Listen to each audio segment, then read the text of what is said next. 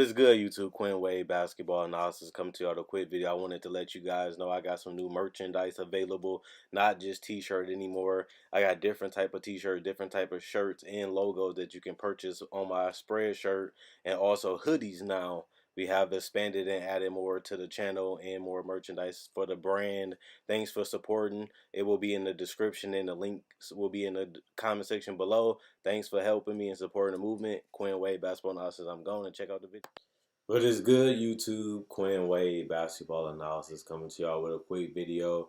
We're going to talk about the Charlotte Hornets and Malik Monk, a guy that a lot of people thought was going to have a breakout season. A lot of people thought that he had the potential to be something special in the NBA, not only because he can knock down difficult and contested shots, but because he had out of this world athleticism. He was very good with his first step, and the fact that this guy has a relentless and fearless mentality is hard to really categorize him. He's just such a unique player, and a lot of the guys like Malik Monk usually do have long, successful careers, but the only problem is those type of guys bounce around a lot. He might not have a long home, but it seems like a lot of teams will be willing to take a chance on Malik Monk. And the thing about it is, too, Malik Monk skipped a couple days because he didn't play or got did not plays. And he got that so much early this season that it looked like, oh my God, is Malik Monk, is he even an NBA player? Is he even worth trading for? Why is he not on the court? And it was a question all year that a lot of people was asking. They just wanted to know what was going on with Malik Monk. But it is 16 games in this season. He's getting a legitimate 21 minutes, which is a career high. He's getting a career high 8.7 field goals attempt, and he's not coming down at 48%. He's also shooting 3.8 three-point attempts, and he's at 31%, which is a career low. He's also shooting 78% from the free throw line, which is a career low. But he's also giving you 2.9 rebounds, 2.4 assists. Those are career highs. And he's finally giving you double digits in points with 10.7. It don't seem crazy. It don't seem like this amazing player. But Malik Monk is one of those players where he has to have the confidence.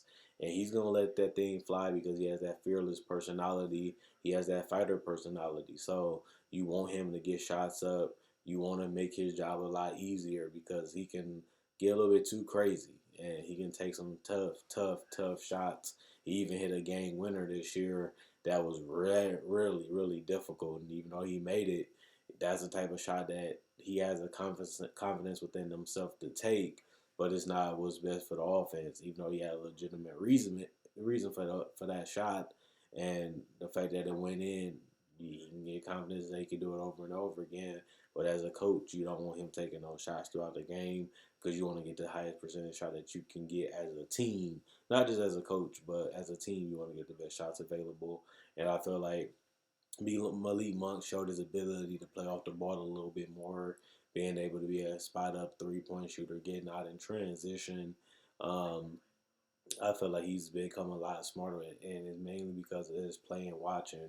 Malik Monk been in the league for 3 years. Well, this is his third year, but it ain't fully over. But he has watched a lot of basketball, has seen a lot of things, and he understands the game of basketball. He's been playing his whole life almost. So it's natural for him to get better and get smarter. But Malik Monk looks a lot more better in years. This is the best I done seen Malik Monk. And I'm actually looking at him now like, you know what? He is a solid player. I think that this is a guy that they can trade. This is a guy that, if he can continue to develop, he can be very special. And I think that that hope for Malik Monk is coming back to the people that haven't gave up on him. They're starting to see that, yeah, he's getting the minutes, he's knocking down shots, he's taking contested shots, but he also taking it within the flow of the offense, and he also, making an extra pass, keeping the ball moving when he needs to, and not where he needs to be, but he showed improvement previous seasons, and also in college and high school. But Malik Monk is a special player. For him to have that bounce, for him to have that type of touch, and the fact that he can fade, the fact that he can lean, and knock down shots in a variety of ways just make him a tougher player to guard because of the unpredictability. I always try to tell people unpredictability is one of the best things because the person can't prepare. The person don't know what's going to happen, what's going on. All they can do is take a guess. And Malik Monk is a guy, you go the wrong way, you move your feet the wrong way, cash. He's gonna shoot it over you. He gonna cross you over and then get right back to the paint, get a layup, get a dunk, or he's just gonna dribble, pull up over you, knock down the mid range jumper, knock down the three. If you go under the screen, he's quick enough to get to the spot and he's good enough to knock those shots down. So I understand why the Charlotte Hornets took a gamble on him at that top 10, that lottery, because he has huge upside. He really does. And those are the risks that you need to take because when you're Charlotte and you can't get the superstar players without drafting them, nobody comes as a free agent.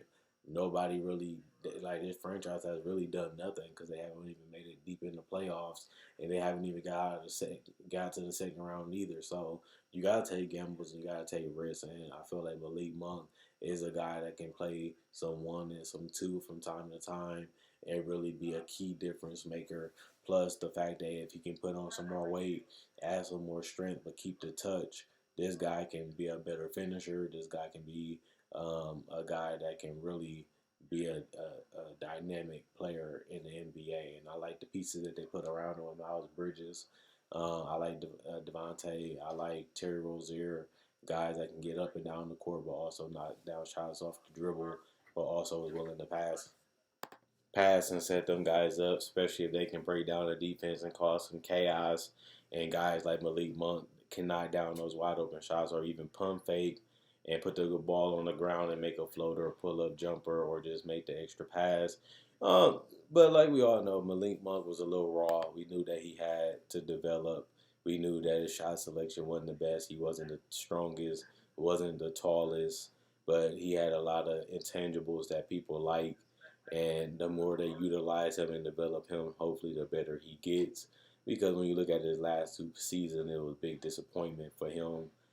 As a guy that watched him play, couldn't really knock down a shot, and took a lot of tough shots. But now he came back to earth and he has become a more smarter player, like I said, from IQ point.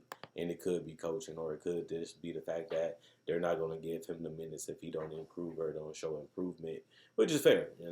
Coaches enter to win games, and if they're not contributing to winning games, they don't give you the opportunity to do it or get caused in a way that you're hurting the team more than helping the team. So I can't really blame somebody for giving him less minutes, but I am also happy that he's playing in the fourth quarter and he's getting the opportunity to go out there and show that he can really be a difference maker instead of just a guy that's chucking up shots when he gets the ball. And that's going to be important for his career. Can he adjust? Can he adapt? And can he play off others? And that's something that we've seen him do a little bit in college, but he still was hit or miss. And he hasn't really perfected that role right now in the NBA, but he still has time. And I think that that's something he's going to have to master because he doesn't look like a superstar player. He doesn't even look like he's going to be an all-star player, but he can be a player that can contribute to winning. And that's what you want to do at the end of the day. That's what's going to keep you in the league and keep you getting other contracts. And like I said in the beginning, he might not be a franchise player or all-star player like some people thought, but he could play a great role being able to handle the ball and knock down shots on the ball and off the ball. He just got to improve his catch and shoot and efficiency and just continue to work on his shot. I told you that he's going to struggle a little bit because he is a little undersized, only being a 6'3" shooting guard, only being 200 pounds, which is good now, but he wasn't even that when he came into the league. I told you he's going to be at a disadvantage. I told you he's not going to translate right away just because he just didn't have the body. He just didn't have the experience. And now he has those things, and now he's having his best season and getting the most minutes of his career. I think that they is going to continue to use him because there's really not no great guards when it comes to shooting guard and small forward position on the Charlotte team. So I can definitely see him continuing to get 20 to 25 minutes and making an impact on his team. The thing about it is, will he be here 3, 4 years from now? Can he break the chains and become a focal point of the team? or will he just be a guy coming off the bench, serving a role, and trying to make a difference that way? Either way it go, that's a long career. That's a career people can remember. It won't be the career that a lot of people thought he had the upside for, but it's also a way to eat and stay in the league and enjoy basketball. So let me know what you guys think. Do you think Malik Monk is going to be a bust? Do you think he can be an all-star? Do you think he still can be a franchise superstar? Or do you think that he's just going to be a six-man or even just a guy that can be a shooter and a floor spacer, kind of like what J.R. Smith became? He was a guy that can score in multiple ways and knock down threes, and he just became a three-point specialist that can, defend a little bit, which is good because he was able to extend his career a couple more years by accepting that role in Cleveland, and he ended up winning a championship, making an impact, and that's the same thing I can see Malik Monk doing. I'm not saying he's J.R. Smith. I'm not saying he's Jamal Crawford or anything like that, but those guys had long careers and really was different makers on teams that they played for, and Malik Monk can have the same type of success if he allows himself to do it and if he's willing to humble himself and accept roles, which can continue to extend his career, which a lot of players won't. Longevity is just as important, but I also want to see, can he hit his peak, and if he can't, he might just be a journeyman in the league. But let me know what you guys think about Monk in his future in the NBA. Like this video, check out my older videos on my channel. I have many playlists. I break down rookies, I break down players, I break down summer league. I do cover the draft, and I got a mock draft up already. Not only that, I do podcasts, and I also talk about the game of basketball, whether it comes to summer league, free agency, trade deadline, buyouts, and also I cover top 10 discussions and stuff like that. So you like this type of video, you like the NBA, check out my older videos and my playlists. I enjoy making these videos. You guys enjoy watching.